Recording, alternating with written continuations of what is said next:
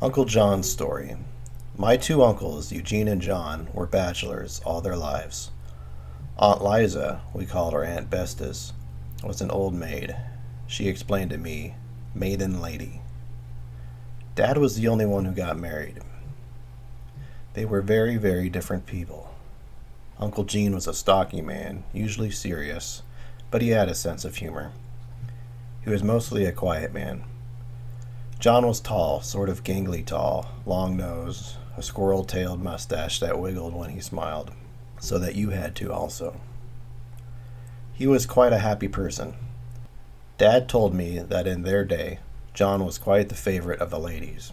I think Dad said something like, he was the curly-haired dandy. His hair was thick, tight curls all over.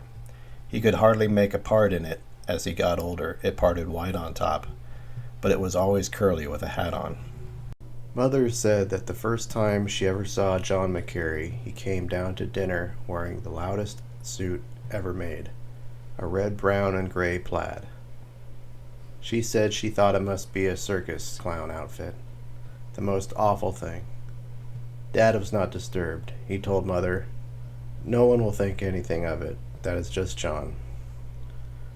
Uncle Gene used to say, John can do anything if he has a mind to, but there is so damn much foolishness in him, he will drive you crazy. When I knew him, I never saw a whole lot of it. Once in a while, he would needle Uncle Gene, or the man, as John usually called him. Uncle Gene tipped over a load of hay trying to go up the ramp into the barn one day. As we were straightening it up and reloading, John said, I could have told you it was going Democratic when he made the turn, but them people are all hell for going bust, so someone else will have to pick up the mess. Uncle Gene only grumbled about it. Born a jackass, you'll die a jackass. They used to grumble about each other some, but they really worked together pretty well. Gene gave the orders and John would usually follow them pretty well. Gene was quick, jerky quick. John slow, or maybe deliberate. He got a lot done in a day, but at his own pace. John was a staunch Republican, Gene a Democrat. There's a story about that. When John was a young gay glade, he got into local politics. He was a Democrat then. There was a crowd celebrating an election. A lot of drinking, and it got rowdy. John got drunk. Broke the mirror in the bar at the Butler Hotel in Port Allegheny. He had to pay for it. John had a tight grip on money, and this hurt. He was ashamed of the whole affair. He came home, promised his mother he would never take another drop of booze or vote a Democratic ticket. He kept both pledges. He became Republican committeeman in their township, and he was the assessor for many years. This job paid something, and John was very proud of neat assessor's ledger. He wrote very neatly and did keep a very legible record. This also gave him an opportunity to visit all about the area, and he would do a little electioneering on the route. He liked both the money and the importance of the job. He had another profitable enterprise. He kept a dozen or so beehives, sold some honey. This was also his personal side money.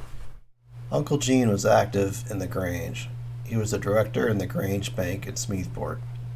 He was an insurance appraiser for the Grange for stock, buildings, crops, etc. He was also associated with some cattle buyers from New Bethlehem, PA, Mr. Johnson and Mr. King. Uncle Gene would canvass the local farms and see what stock they wanted to sell.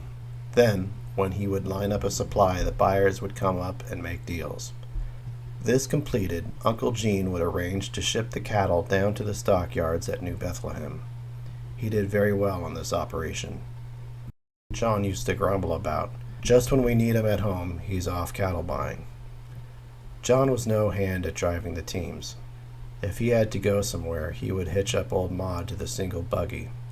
Uncle Gene remarked one time, "Want to see a jackass drive a horse?" as John drove down the road. Each of the brothers looked after their separate projects, but with the farm work in general, they pitched in together. Gene operated all the farm equipment. John, the handwork mostly. The management was Gene's.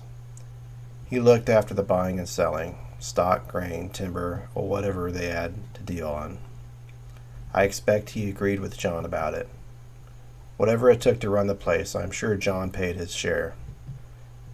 Gene just took it out of whatever profit the farm made. Uncle Gene kept his account at the Grange Bank in Smethport. Eliza also had her separate account there. Anna could write check on either of their accounts. She kept the books and managed all the household finances. John had his own account in the Exchange Bank in Olean. He kept his separate business to himself. The others often wondered about it, but John kept his own counsel and his own money. He kept it with a good tight grip. One time he gave me $1. My dad said, "I'll give you 5 for that." When John gives away $1, it should be framed. Dad was sort of easy with money, not wasteful, but generous. Mother was more careful than Dad. He earned the money, she handled it. One time he explained about money to me. "James, it has no lasting value. In this work I have had to examine a lot of corpses. They took no money with them." Dad was telling me about Uncle John. He never studied or learned anything on purpose, but to imitate someone or pull off a prank, no energy was too much. I have heard him imitate the mailman. "Jan Carlson, he been late today. He been reading my stockman and farmer." John could put a pretty good Swede twist to it. That stockman and farmer was the ultimate authority for everything. John read every single line, even the ads, and he could quote it from years back. I don't know how accurate, but convincing. Uncle Gene would give out things from the Grange Journal, but it never seemed to carry the weight of the stockman and farmer. When they were young, the schoolmaster stayed from farm to farm. So one time he was at our place, he arranged to have a magic lantern lecture at the school. The man who gave the lecture also stayed at our place. He gave a showing in the daytime for the children and arranged to have the adults for the evening. John helped the man get his stuff down to the school, and the man showed him something about how to operate the lantern and slides. John felt pretty important being assistant to the lecturer. There was a dinner for the grown folks. They let the kids eat early, so John was over at the school watching over the magic lantern. He had to show off to my dad and some other kids, so John put on a private performance. When the man came over to put on the lecture, John had gotten some of the slides mixed up. The lecture was a flop. John slid out the back door, scooted home, and made himself scarce until the man had gone. Dad said that was the only time he ever saw John cowed. In those early years, they did not have a church. The priest came by about once a month, and he said Mass in the homes. When they built the church, a priest was assigned there. There were no altar boys trained, but the old man that assisted the priest and helped about the church took it on himself to train some. The bishop was coming to dedicate the church. John was about altar boy age. This old guy would pull out his shirt tail and have his vestments held while he walked about. He explained how the bishop would have a mitre and staff and long vestments. John dug up an old fur cap for mitre, a wooden rake for staff, and tore up some burlap sacks for vestments. Then he had Dad and Liza, his altar boys, and they went about blessing everything. John gave his Dominos Vobiscos to the dog and cats, or anything that would stay still for his blessing. He exhausted his religious skills quite early, for when I knew him, going to Mass regularly was not his custom. He was not irreligious, he just had a multitude of reasons. But he got to Mass on the big holy days, Christmas, Easter, and the Rogation days. It was always worthwhile to pray for the crops. One Christmas, John and I walked over the hill to Mass by the shortcut. The rest of the family went around in the sleigh by the road. Up on the hill, the snow was pretty deep. We had to break our own path. When we got to the church, John had us stand in the back so it wouldn't melt, or we would be cold when we went back out. But I remember it as being darn cold standing in the back. John was religious, but in his own way and time. Uncle Gene had a variety of cuss words, but John only used "gold dern." It was for good or bad. "Gold dern if that ain't nice. Gold dern critter, can't do nothin'." When we were little kids, Uncle John was always the entertainer.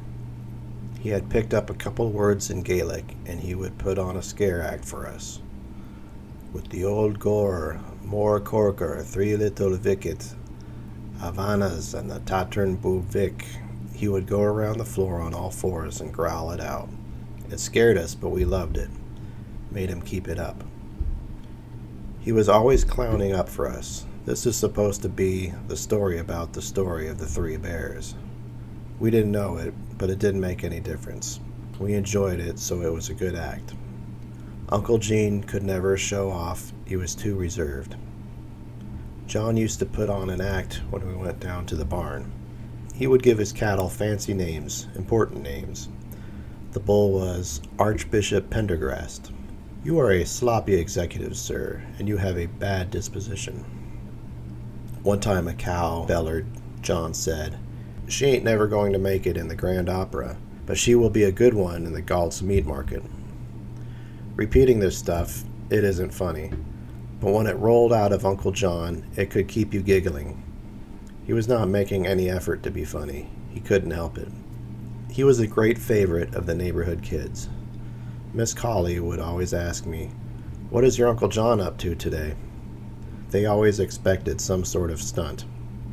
Once he showed me how to make a bass wood whistle.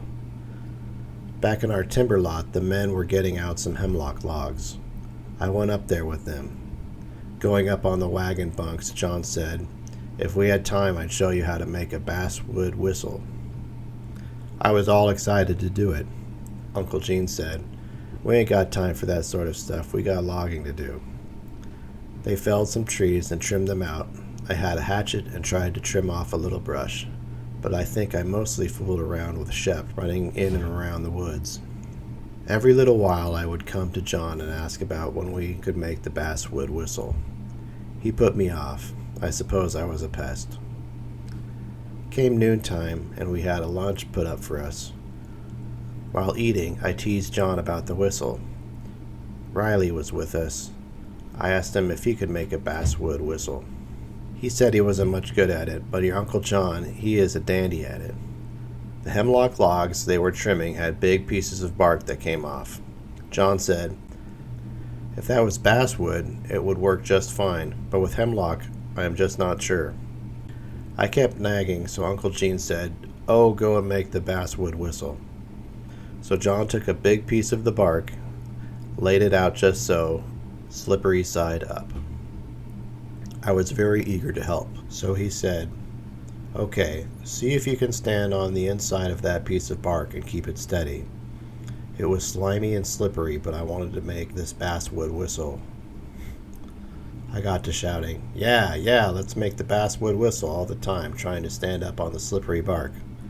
John gave the bark a quick jerk. I went down on my rear end, kerplunk, with a yell and grunt, even scared, I guess. John laughed and said, "I never did make a basswood whistle any better than that time." Uncle Gene said, "I didn't want him to do it, but you kept asking for it. How do you like it?" I took some bark down to the barn, thought I would try it on some of the neighborhood kids, and they ribbed me. Only a town kid would be dumb enough to fall for that old one. Down home, I never had any slippery bark, so I never have been able to make a basswood whistle. I will never forget how. I hope I don't in any way give the notion that Uncle John was a buffoon. He was a very intelligent man, a considerate person. He had a nice way of telling things, and quite good English. He was unusual and very interesting to talk and listen to. He liked to know what was going on, but he didn't like gossip. One time there was a story about one of the neighbors. John questioned whoever was telling it. "Do you know that to be so?" "Well, that is what they say downtown." John said, "Don't bother to tell me about it, if that's the best authority you have." That made quite an impression on me. When I hear rumors, it occurs to me John's expression, "If that's the kind of authority." He was tight, but could be touched. In late years, he bought our neighboring farm and had a man operating as tenant. The tenant had some sickness and bad luck. John went good for his credit and also loaned him some money. I expect with some security and at interest. He wouldn't violate sound business rules. He He did not hassle the guy, and he eventually got on his feet. It took some time. Wallace Finn, another neighbor, told me, "Your Uncle John is a fair man and honest as they come, but he is tight." I expect he, John, could tell a lot of tales about all of them. He felt badly about the farm being abandoned. He didn't want me to go up and see it, but I went up. It was sad, but I was not that concerned about the land, and I wanted no part of it. When I was in college one day in Olean, I met Uncle John on the street. I had some buddies with me. He insisted we all go in and have an ice cream treat at the Sugar Bowl. He lived to be up in his 80s. He was quite well until the last couple of years. He had a couple of operations and never got real well after that. He was up and about, but just about the house. I visited him both at home and in the hospital a few times before I came out to California. I had only been here a few months, and we got word that he had died. He was survived only by Aunt Bestis and Anna, the girl she adopted. They wrote me that John just dropped away in his sleep.